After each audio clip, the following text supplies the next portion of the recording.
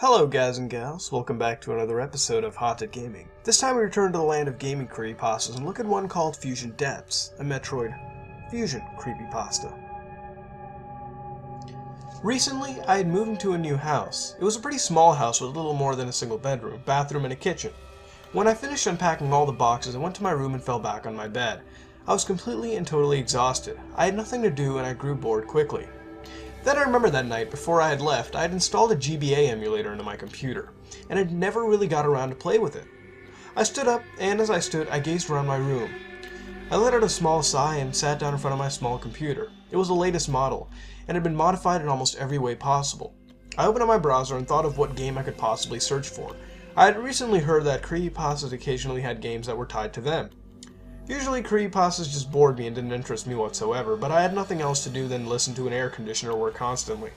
As I browsed Google for creepypasta games, most of which said I would have a spooky time or a horrifying experience, my eye caught a link that I nearly passed up.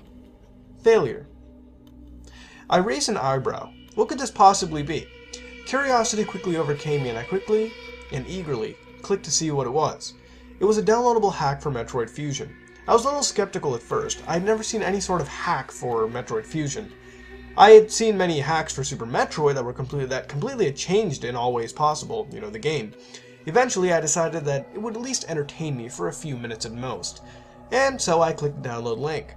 The download went extremely smoothly, no trouble at all, and after a bit of tinkering I had it ready to play in no time at all. Though I couldn't play it right away, I had to take a small vacation that would take around a week. I felt it was necessary to get away for a bit to cool off and left the house to my brother. When I returned, I quickly unpacked and went into my room and found that my computer had a text document in it labeled, "Hey." I had left my house to my brother, so I wasn't that surprised. He often left messages on my computer to tell me how it had been since I was away. I quickly opened and read the message. "Hey bro, I kept your computer updated and I moved your emulators to this file named Emulators. I also played that ROM hack you had in your folder for Metroid Fusion. It was a total rush." I closed the document and true to the message there was a file named Emulators. I opened the file and found the emulator for the hacked Metroid Fusion, another text document that I couldn't tell if it was added by my brother. I looked at the name of the file and grew a little uneasy. "Find me in the water." Was this referring to Sector 4? It said in the water, and that was the aquatic sector. I opened the file, Metroid Fusion, and it started with no difficulty at all. The intro was the exact same as before. Samus was infected by an X-Parasite on SR-388 and tried to return to the BSL flagship. As she got there, the X infected her central nervous system and caused her to pass out. Her ship drifted into an asteroid belt, but by the stroke of luck, the ship ejected her out of the ship into an escape pod which the BSL flagship recovered. Then, she was transported to the Galactic Headquarters for medical help. Over the trip, the X grew in numbers and became deeply embedded in her. She was given a minimal chance to survival, and the scientists discovered a cure. Because the Metroids were the main predators of the X-Parasites, they proposed using a cell culture from the last infant Metroid. After use, the X-Parasites were totally and completely eradicated and Samus had survived, reborn. She learns that while she had been passed out, most of her suit had become so integrated with her that most of it had to be removed surgically. The infected pieces of her suit were sent to the BSL research station, and that shortly after, arrival, an explosion rocketed the station.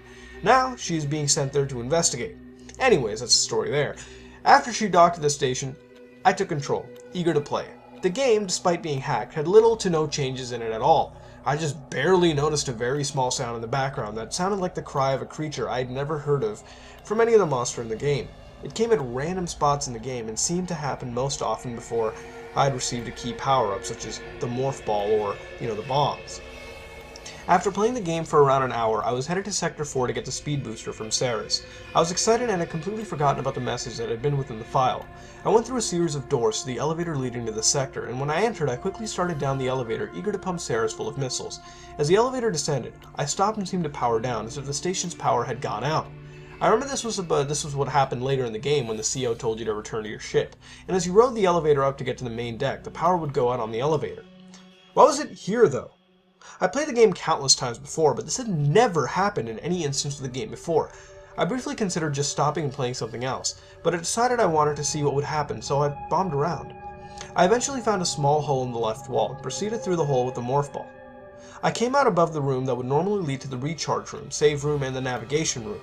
The door was locked, however, and despite a few minor attempts, it wouldn't open, and I moved on. The sector was dark, like in Sector 6 when you had to get the Varia suit. The only door that was open was the room to the diffusion missiles. After a bit of exploration in the main room, I proceeded to enter the room. It was dark, just like the main room. The little things that inflated and prevented you from obtaining the diffusion missiles were still there. So I went through the small opening in the bottom and noticed the enemies that normally prevented you from going down there were no longer there at all. I debated if I should go down into the water. I didn't have the gravity suit, so getting back out would be next to impossible.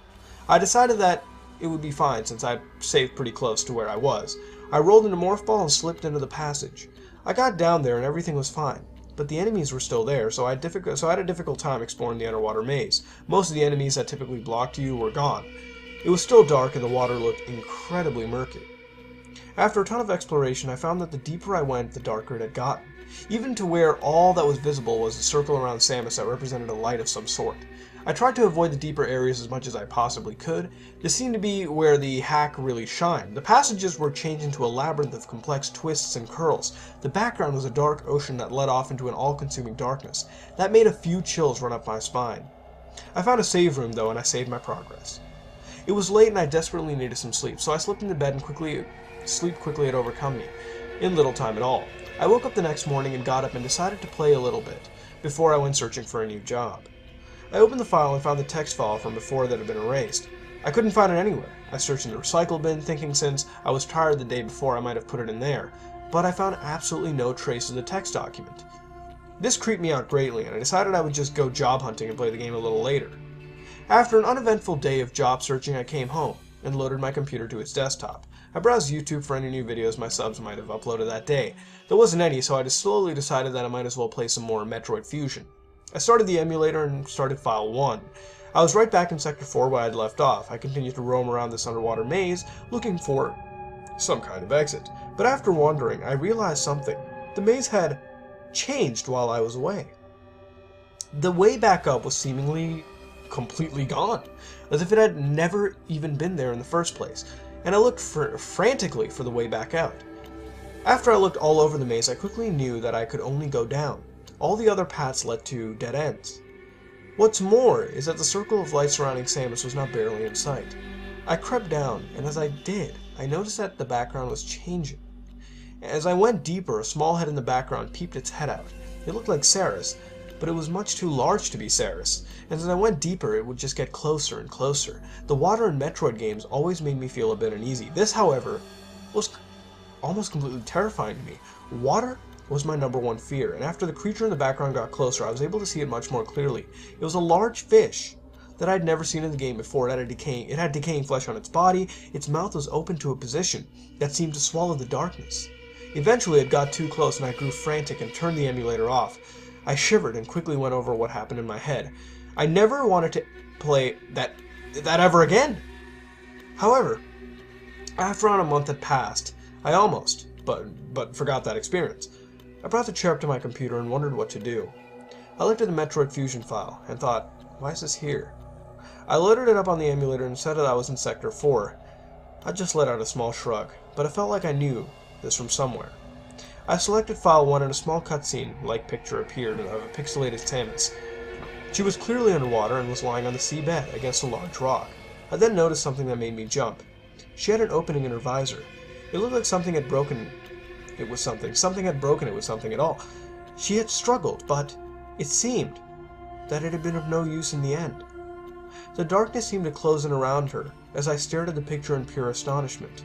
In the bottom left corner there was a small text phrase, "We found you." I quickly remembered that all that had happened to me when I had previously played the game. Ever since then, I continue to play Metroid Fusion and other games based off the Metroid series. I've gotten over the hack that I had found. And even though I have never played the hack since, whenever I see water in Metroid, I shiver a bit.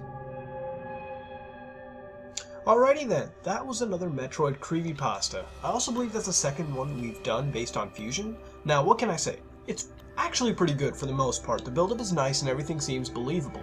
Even the ROM hack. Now, the cliches, I didn't really notice for the most part. One I guess I'll have to bring up is a lack of enemies, but even then it's not that bad. It didn't really kill the mood. Now, what makes this creepypasta is arguably its build-up and general devolution from normal game to cryptic hair-raising trip through watery hell. Now, this creepypasta, to me, is written in a way where I can't trust the player or author, since they seem to be unsure about things such as deleting files and whatnot. And other creepypastas do this, and really it adds to the paranoia in a nice way, as it seems real, but at the same time you still remain skeptical in your head and argue internally, or debate rather, whether this exists or not. And it wasn't overdone excessively, so you still, again, remain trusting, yet you do remain a little fearful too. A really nice touch. Now, the ROM hack, which was obtained through, some ordinary download link on the internet, instead of some obscure site that has download written in blood with, blood stains everywhere, yada yada yada yada yada, and bones, skull and crossbones. Just keep it simple rather than pasting on parts that make no sense. It ends up better that way, just letting you know. The week of vacation sort of got me confused. If you hacked it, why not try it for a couple minutes? But whatever, to each their own, right? Not really important. The watery maze, the main segment, really intrigued me and ultimately led up to this grisly creature that normally I would be facepalming at, but it fit the tone of the game and the descriptors were normal rather than overtly exaggerated to the point of providing comedic relief.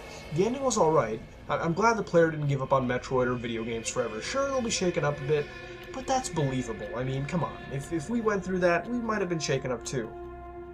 The hack seemed quite plausible. Again, I'm not a ROM hacker, okay? I don't work in that part of computer programming, but it seems like it could really be pulled off. I mean, we've seen mods before, especially with Super Metroid. It seems like something like this could be pulled off by some very talented and experienced Metroid Fusion ROM hackers, if they really wanted to. And that's all I really have to say. It was creepy, kept its build-up, didn't kill itself at the end, and although I wanted to delve further into the creepypasta, the ROM hack itself, rather than just what it is now, I still enjoyed it. And, what would you rate it, and what would you change to make it better? This has been another episode of Haunted Gaming, and if you like what you saw, then like, comment, and subscribe. This is me, Mutahar, and I am out.